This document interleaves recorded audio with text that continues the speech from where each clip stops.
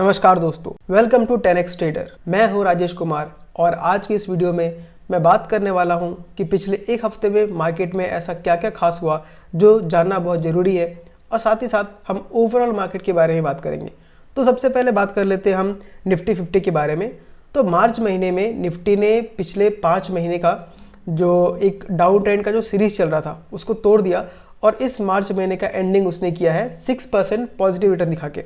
मैं आपको स्क्रीन में भी दिखाते जाऊंगा साथ में। यहाँ मंथली चार्ट है, आप देख सकते हैं जो निफ्टी ने रिटर्न जो दिया है वो 1, 2, 3, 4, 5 महीने से निफ्टी जो था वो क्लियर डाउन ट्रेंड में था, यानी हर महीने उसने नेगेटिव में क्लोजिंग दिया था।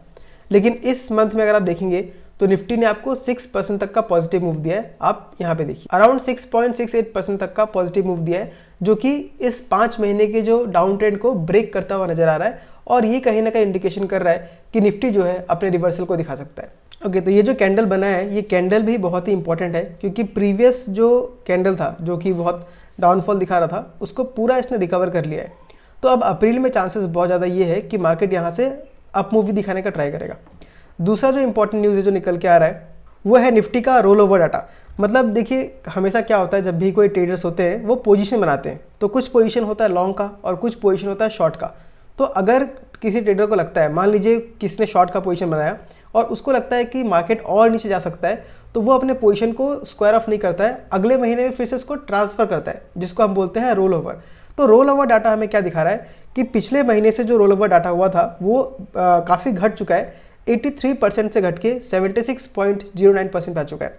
यानी जो पहले के जो ट्रेडर्स थे वो अपने ट्रेड को रोल ओवर करते जा रहे थे। मान लीजिए सितंबर, अक्टूबर, नवंबर, दिसंबर अपने ट्रेड को कंटिन्यू कर रहे थे। आप ऐसा मान के चलिए, अगर आपने कोई शेयर बाय किया है और आपको लगता है कि वो शेयर और बढ़ते हुए जाएगा, तो आप उसको बेचेंगे नहीं, आप उसको होल्ड करके रखेंगे। कब तक? जब तक आपको ये लगता नहीं है कि यहाँ से रिवर्सल आ गया। तो सेम चीज़ रिप्रेजेंट करता है रोल ओवर डाटा। तो क्या दिखा रहा है कि 83% जो लोग पहले अपने डाटा को रोल ओवर कर रहे थे, अब वो घट के 76.09% पे आ चुका है। यानी जो उनको लग रहा था कि मार्केट जैसे डाउन ट्रेंड में था, तो उनको लग रहा था कि मार्केट डाउन ट्रेंड में ही रहेगा, लेकिन अब ये जो रोल ओवर डाटा घट रहा है, इसका मतलब लोगों का जो विश्वास है डाउन ट्रेंड के ऊपर वो कम हो रहा है, और रिवर्सल होने की वजह से ये जो रोल ओवर का डाटा है वो घट गया है। यानी बहुत कम लोग अब अपने ट्रेड को फॉरवर्ड लेके जा रहे हैं। और ये आपको 76% फिर भी बहुत ज़्यादा लग रहा होगा, लेकिन अगर आप पिछले 3 महीने और 6 महीने का एवरेज देखें जो रोल ओवर हो रहा था, तो उससे भी नीचे जा चुका है। क्योंकि 3 महीने का एवरेज था 80% और 6 महीने का एवरेज था अराउंड 78.72%। तो ये एक बहुत ही पॉजिटिव न्यूज़ है हम जैसे बुल्स के लिए जो मार्केट ऊपर जाने पे पैसा बनाते हैं। तो ये इसके ऊपर ध्यान में रखिएगा। दूसरा चीज़ है वॉलेटिलिटी। तो मैं आपको फिर से चार्ट में लेके जाता हूँ। तो यहाँ पे आप देख सकते हैं ये हमारा इंडिया विक्स का जो चार्ट ओपन हो चुका है। विक्स मतलब वॉलेटिलिटी इंडेक्स। तो ये जितना ऊपर होता है उसका मतलब ये है कि मार्केट बहुत ज़्यादा वॉलेटाइल रहेगा, यानी अप डाउन करेगा, और जितना नीचे रहता है उतना मार्केट स्टेबल हो जाता है। तो आप देख सकते हैं लास्ट जो 28 मार्च का जो ट्रेडिंग डे था उसमें वॉलेटिलिटी काफ़ी कम चुका है। ये वॉलेटिलिटी काफ़ी बढ़ गया था, यहाँ पे आपका 13 के ऊपर चला गया था, लेकिन अब वो घट के लास्ट में आपका 12 के आसपास आ चुका है। तो ये मार्केट में जो वॉलेटिलिटी है ये फिलहाल तुमको कम लग रहा है, लेकिन ये कब तक ऐसा स्टेबल रहेगा बोलना बहुत ही मुश्किल है। कुछ चीज़ ऐसे हैं जिसके ऊपर ये वॉलेटिलिटी डिपेंड कर रहा है। तो ये जो वॉलेटिलिटी है वो डिपेंड करता है कुछ चीज़ों के ऊपर, जैसे कि ट्रम्प का टैरिफ, उसका असर क्या होने वाला है अभी तक हम कंफर्म करके नहीं बोल सकते। उसके लिए हमको वेट करना पड़ेगा 2 अप्रैल का। दूसरा आरबीआई की जो मीटिंग है उसके ऊपर भी डिपेंड कर सकता है कि वॉलेटिलिटी कितना बड़ा रहेगा। एक और इंपॉर्टेंट न्यूज़ जो हमको नजर आ रहा है वो है एफपीआईएस का, यानी फॉरेन पोर्टफोलियो इन्वेस्टर्स। क्योंकि एफपीआईएस के भी जो आपका जो रेशियो दिखता है, शॉर्ट का और लॉन्ग का जो रेशियो दिखता है, आपका शॉर्ट का और लॉन्ग का रेशियो कैसा होता है, ऊपर में आपके जो डिवाइड करते हैं वो लॉन्ग का करते हैं और नीचे में शॉर्ट का करते हैं। तो वो जो रेशियो है वो भी इंक्रीज काफ़ी हो चुका है, 15% से बढ़ के 40% के आसपास आ चुका है। यानी लॉन्ग ज़्यादा बना रहे हैं और शॉर्ट कम बना रहे हैं। तो ये एक इंडिकेशन हो सकता है कि अप्रैल के महीने में हमें एक अच्छा खासा रैली देखने को मिले, और शॉर्ट कवरिंग की वजह से वो रैली और भी एक्सटेंड कर सकता है। अब शॉर्ट कवरिंग क्या होता है, अगर मान लीजिए आपने किसी स्टॉक को सेल करके रखा हुआ है और वो स्टॉक ऊपर भागने लग गया, तो आपको बहुत ज़्यादा लॉस होने लग जाएगा। तो आप क्या करते हैं, उस लॉस को वहीं पे कट करके स्टॉक को वापस से बाय कर लेते हैं, जिसको हम शॉर्ट कवरिंग कहते हैं, और उसकी वजह से मार्केट में रैली और ज़्यादा आने का चांसेस बहुत ज़्यादा बढ़ जाता है। अब हम कुछ इंपॉर्टेंट निफ्टी के लेवल्स को देख लेते हैं जो कि ऑप्शन चेन के बेसिस पे होगा। तो चलिए फिर से हम चार्ट में आगे देखते हैं। तो निफ्टी का जो अपर लेवल्स है वो 24,500 है और 24,000 है। ये दोनों फिलहाल शॉर्ट टर्म में आपको एक रेजिस्टेंस की तरह काम करते हुए नजर आएंगे। एग्जैक्टली अगर देखें तो 24,700 है, बट हम सेफ्टी के लिए 24,500 देख के चलेंगे। और जो नीचे का जो इमीडिएट रेजिस्टेंस रहेगा वो 24,000 का दिखाई देगा। और आप देख भी सकते हैं कि 24,000 के पास जाके ही यहाँ पे निफ्टी ने थोड़ा हमको यहाँ पे गिरावट दिखाया है।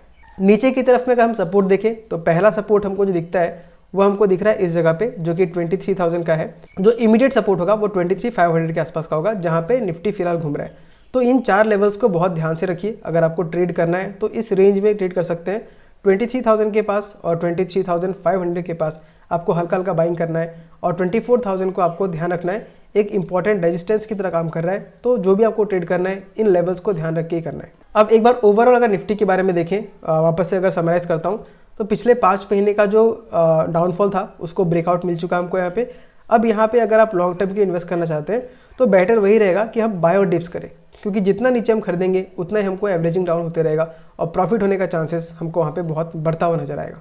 नेक्स्ट अगर हम देखें तो निफ्टी में एक और अच्छा चीज़ दिख रहा है, डेली चार्ट पर भी और वीकली चार्ट पर भी जो निफ्टी है उसने क्लोजिंग आपको दिया है 200 DMA के ऊपर, जो कि एक बहुत इंपॉर्टेंट सपोर्ट की तरह काम करता है। डेली चार्ट में देख सकते हैं 200 DMA के ऊपर सपोर्ट ले रहा है, और वीकली चार्ट में आपको 50 EMA के ऊपर भी सपोर्ट लेता हुआ नजर आ रहा है। तो ये दोनों ही बहुत पॉजिटिव इंडिकेशंस है।